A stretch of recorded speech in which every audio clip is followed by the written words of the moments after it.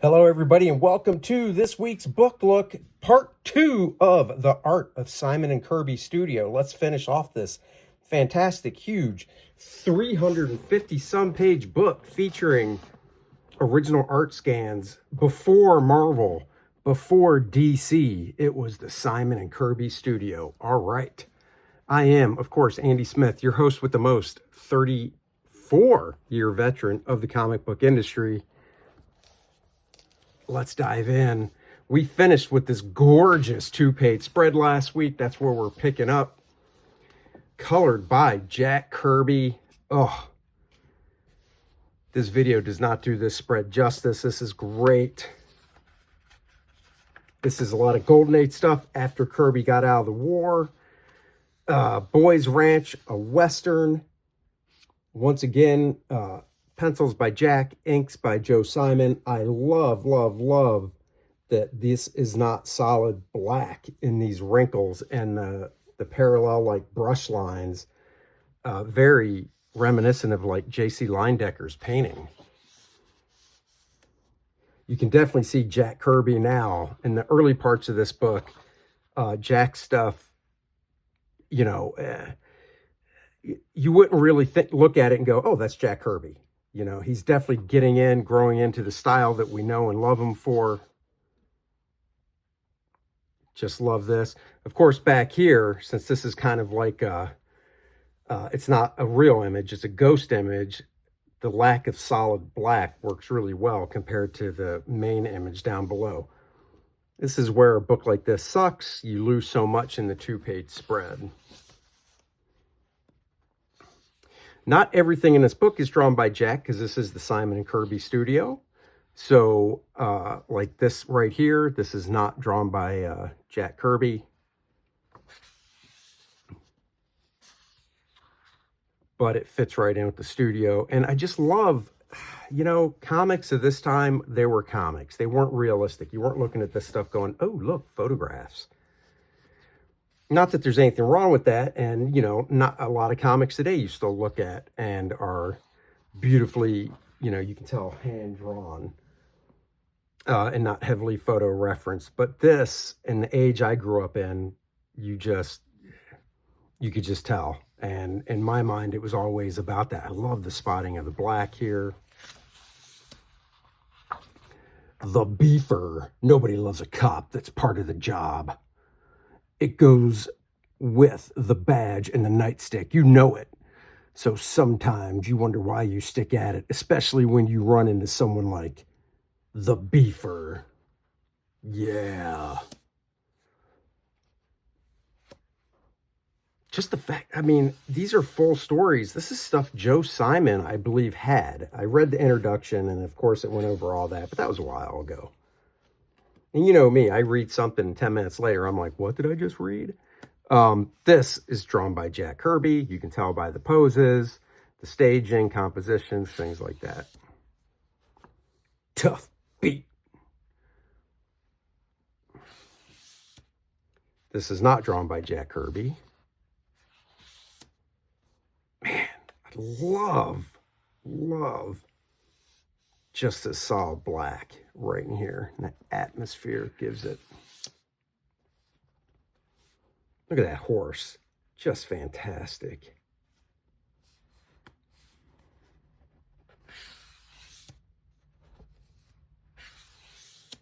Fighting American. Before Captain America. Or, no, wait. I take it back. After Captain America, they left. By the way, real quick, not Jack Kirby, but look at these faces. So expressive, so real. We've all seen people that look like these guys. After Captain America, they created Fighting American. Rob Liefeld, in the 90s, took over Captain America when him and Jim Lee cut a deal. Not getting all 12 issues of Captain America done because Marvel wanted to renegotiate. He did the first 6. Jim Lee's studio took over. He took the stories he wanted to do, from what I remember him saying in a podcast, and converted them into Fighting American stories and worked a deal with Joe Simon. So very cool.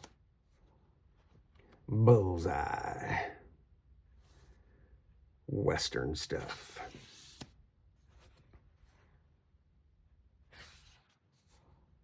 Oh man, love this. This is not drawn by Jack right here, but look at the milk caniff influence and these wrinkles. Just love that stuff.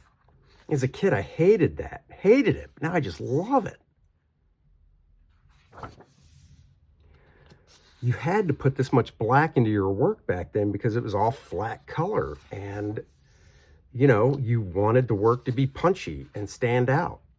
And that's how you did it. And plus with the printing practices back then as well. Get down into the foxhole. This is obviously Kirby. You can tell, look at these legs, the pose. Get into the hot box.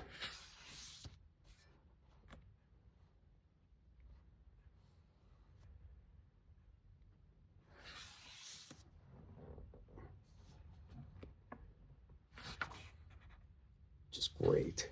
And it would be nice, it would be fun to see some of this stuff colored now by somebody like Laura Martin, Matt Hollingsworth, David Barron. I mean, there are lots of great colors out there, but so there's a little bit of modeling and stuff, but overall it's still flat color for the most part. You know, the color would enhance it, not overpower it like some comics are. I love this. Just the pencil layout here by Jack.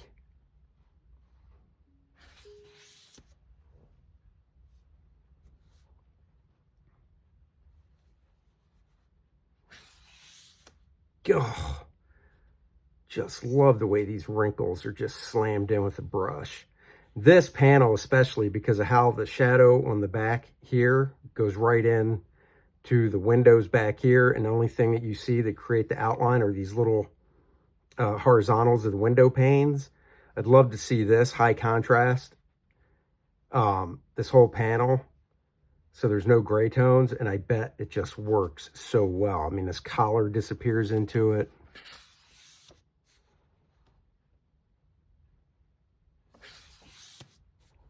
Oh, Jack Kirby, goodness, look at that. Book length love novel, complete. This in this issue, love. American style. This is Jack Kirby. Notice lots of rendering here. This is Jack. This almost gives you a feeling of a scruffy Steve Rogers before he got juiced up. He's a little bigger than before he got juiced up, but you know. Love that. Look at that beautiful face. These lines are probably hard to see, but they're so delicate on her cheekbone. There he is, signing his name.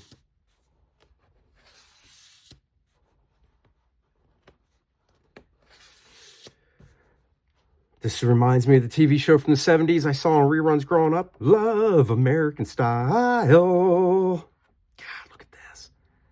Beautiful rendering here. The way the wrinkles are done, add a little bit of texture to that suit. Tweed looking suit. Tweed, lead, lead, tweet, tweet, tweet, tweet. It's a shame, you know, my one of my sister-in-laws loves those little romance novels, and part of me just wonders if she would have gotten into this stuff. You know, she didn't know about comics growing up. She is of the age to where, not when this stuff came out, she was born in the early 60s, but Marvel was putting stuff out in the 70s. I just wonder if she would have read it and enjoyed it, you know. I have one of the DC showcases, the big fat, you know, black and white phone book reprints they did of romance stuff, just because the artwork is just so nice and the character acting and stuff. Love this panel here, the black on the sofa right here. This whole panel reminds me very much of Chris Samnee. His work is just fantastic. Go check it out on the new Batman stuff he's doing.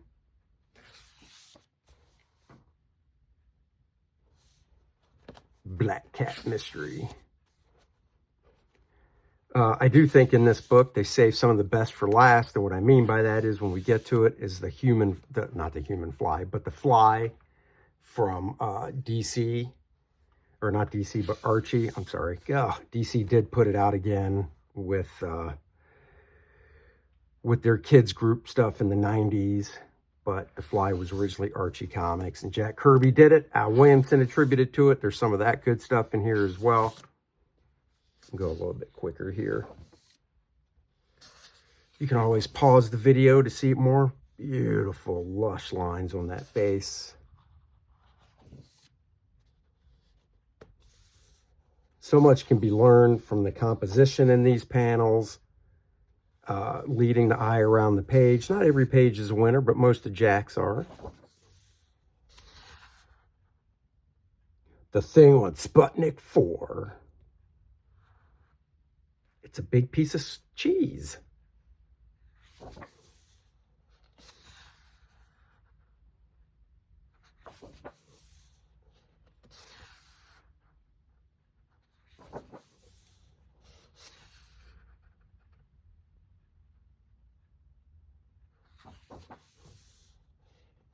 Look at this beautiful lighting right here. Lighting coming in from the right, lighting coming in from the left. Just the way it was done with the shadow and the core light. Good stuff.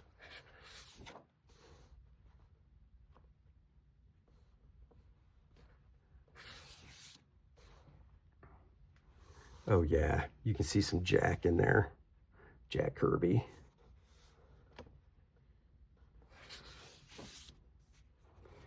Jack Kirby did a strip called Sky Masters. Wally Wood inked it. You can tell it's Jack because of the layouts, but after the layouts, Wally Wood did what Wally Wood does and, you know, really finished it heavy.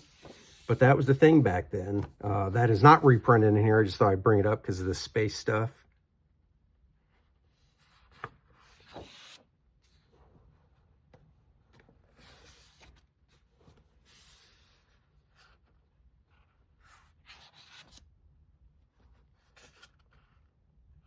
Love this effect here with the razor blade to give it kind of a blur and the laser effect and stuff. Very nice.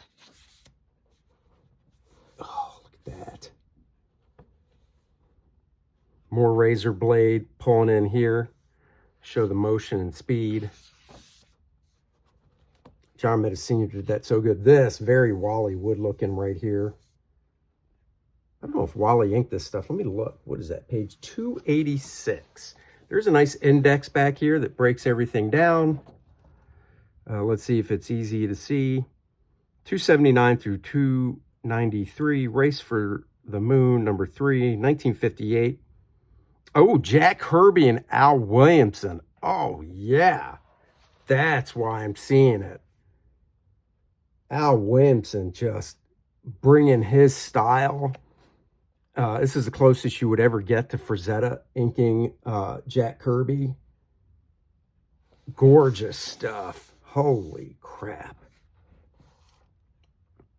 This too is also inked by Al. It's funny, you can look at these shapes back here for these weird plants and stuff. And if you look at Nexus, Steve Rude, you see a lot of this there. This type of stuff. Steve, big, highly influenced by Jack. Just love the way he does the wrinkles and stuff.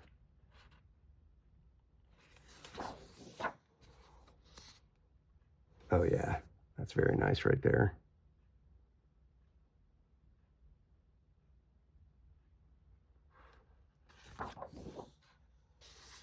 Here you can really see the Al Williamson in that face with the lighter feathering, dropped out lines on like the bottom of the eye, the way the lighting is and such.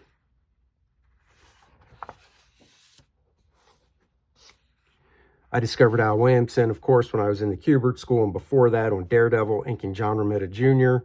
I had no idea about Al Williamson's past as such a fantastic artist until I went to the Kubert School.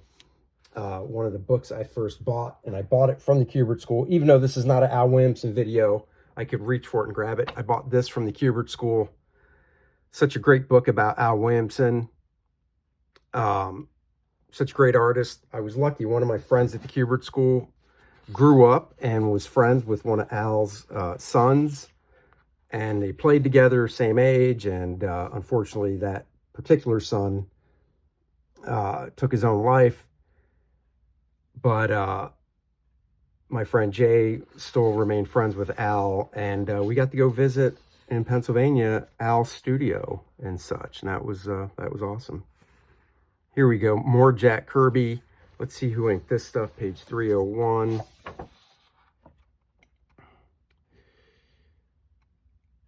Jack Kirby, Al Williamson, The Great Moon Mystery. That is the Three Rocketeers, Lunar Goliaths, and yes, Al Williamson inks again.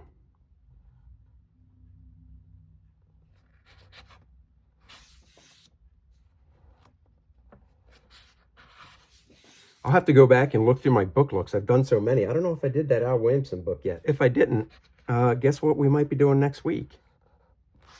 So I have to go back and check. The Old Hulk. That looks almost like the Hulk logo. This I don't think is drawn by Jack. 306 is Doug Wildley. Wow, from 1965. Remember, this is all under the Simon and Kirby Studio. So they would get the job and then assign it to who they thought was best or who was around at the studio. Beautiful rendering there. When Time Ran Out. Look at this panel. You got beautiful solid blacks on the drapery. Is he? Yeah, this dude's peering in. Beautiful drapery. Great. I don't know if it shows this great cross-hatching of the reflected light and the shadow up there. The white out on the window. Gorgeous.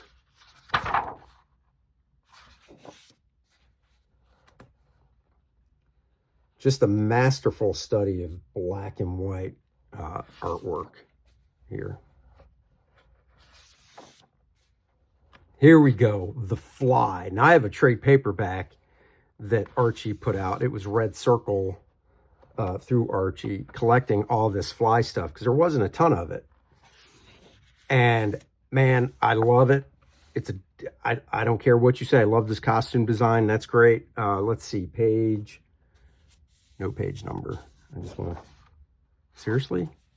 Come on, guys. Okay, page 316 starts The Fly. Let's see who it's attributed to. Page 316. Fly number 1, The Strange New World of the Fly. Jack Kirby and Joe Simon. When we get to Magic Eye, that's George Tuska. So this is Jack Kirby right here. This book has got to be expensive. I probably couldn't afford it. Oh yeah, Fly number 1, 1959. I'll have to look it up on eBay. Be fun to own. I got the reprint. Love that. That's great. That's just great. Here we go. Oh man, great 2-page spread. Once again, even in comics back then, why would you do lettering across a spread? But oh, so cool.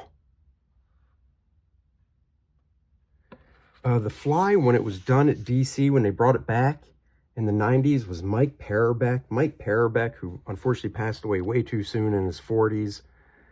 Great artist.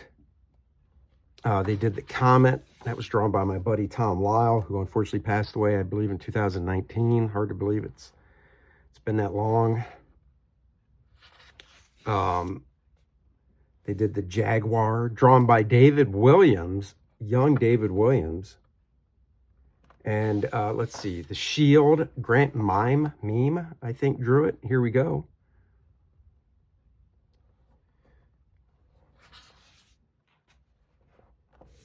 Beautiful. That, my friends, is beautiful. 334. 334. Jack Kirby. It's all Jack. It just says illustrated by, so I would think they would know who did the inking on it. So, but Jack didn't really ink a lot of his stuff. I don't think this is inked by Jack, but that is gorgeous. Spawn of the X-World.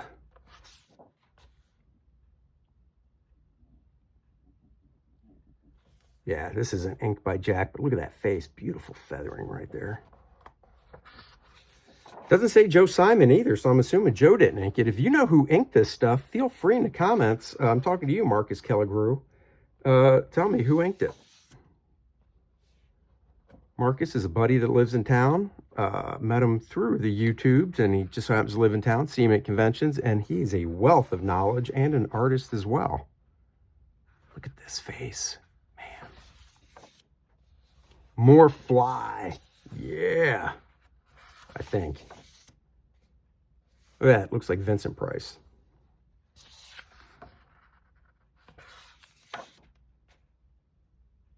You know what I need to look up? Has there been any type of black and white artist edition of Alex Raymond's Flash Gordon?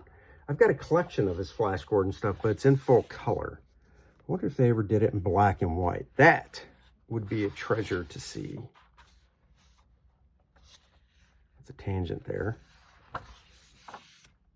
Look at this. You see Jack. Yeah, getting into it here. I want to say there is some more fly stuff in here because I'm pretty sure. Here we go.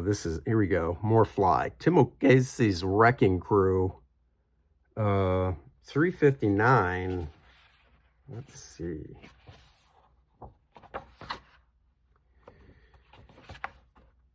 $359, illustrated by numerous artists. Here we go. We'll be getting to One of Our Skyscrapers is Missing, Al Williamson and Angelo Torres. I did get to meet Angelo before he passed. Wonderful person. Great artist. This doesn't say who it's illustrated by, just various. But we will get to the Al Williamson stuff.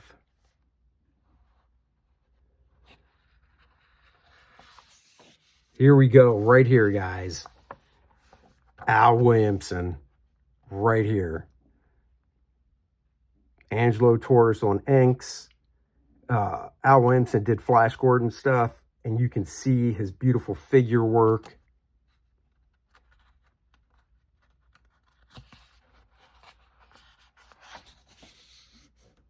This is just great stuff for the time period.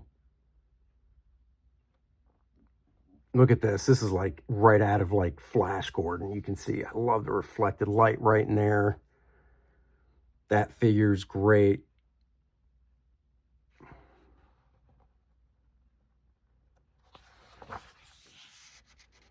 And that's it for the great Al Williamson fly, but that is fantastic. And guys, if you didn't know, one of Neil Adams' first published works, he took samples up to Archie featuring the fly, and they didn't use them, but they did use this one panel. It's a horizontal panel. It's not printed in this book, but it's a horizontal panel, and it's a 4-figure shot of the fly's alter ego, this teenage boy transforming into the fly. And it is freaking awesome. And it is in that trade paperback I have. Just that one panel alone would probably be very expensive if you could find the original. Jack Kirby. Oh, yeah. And then Sandman.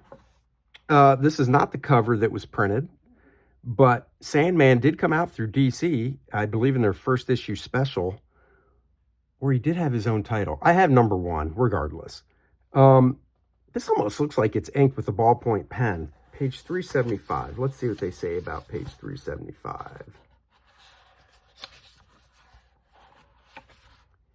The Sandman number 1, 1974, previously unpublished cover, Jack Kirby, Joe Simon. After 15 years of not collaborating, Simon and Kirby got together one last time. Joe wrote, Jack drew, and edited a new DC comic using the name of one of their first hits for the company, Sandman. Kirby penciled the book's cover, Simon inked a version of it, but DC instead elected to go with a version of the same Kirby drawing inked by Frank Giacoia. The comic, intended as a one-shot, was surprising sales success, and DC quickly scheduled an ongoing series that, over the objections of both Joe and Jack, was edited and written by others. So there you go. It says Joe was totally uninvolved. Jack did some of the artwork, but was not allowed any say in the stories. Subsequent issues in the series were unsuccessful, but both men were proud of their one issue together. So there you go. That's the issue that I have. So this is the original cover, inked by Joe Simon, who was using more pen than before. And I like the look of it. So if you can find the original cover, you can see the difference that Giacoya did. And that is it. So, I mean, guys, if you're a fan of original artwork and you love Jack Kirby, this book is, I'd say 90% Jack Kirby. And you have other artists like Joaquin Alabister, Dick Ayers, Bill Drought, Mort Meskin. Mort Meskin is just fantastic. Howard Nostrand, John Prentice, Paul Reinman, George Russo, Leonard Starr, Marvin Stein, Angelo Torres, George Tuska, Doug Wildley, Al Williamson, and others. Like I said, originally $60. This book came out in 2014, I believe. I never knew about it until taking a trip down to a friend's store in South Carolina and seeing it, putting it on my wish list, and my wife, the angel that she is, came through and got it for me for my birthday last year. Hope you enjoyed the second part of the book look of the art of Simon and Kirby Studio. Guys, this video came out today, Tuesday the 11th, Wednesday the 12th. Tomorrow night, closeout stream for Kordrath the Awakening. The campaign's coming down. The files are ready to go to print. Once the campaign's over, we will send the final print numbers to the printer on Friday and give them the green light to start printing the book. And then in March, we can start fulfilling it. Go back, Kordrath the Awakening now if you haven't. And thank you for joining. Like, subscribe, and share. I'll catch you guys next week for another book. Bye-bye, everybody.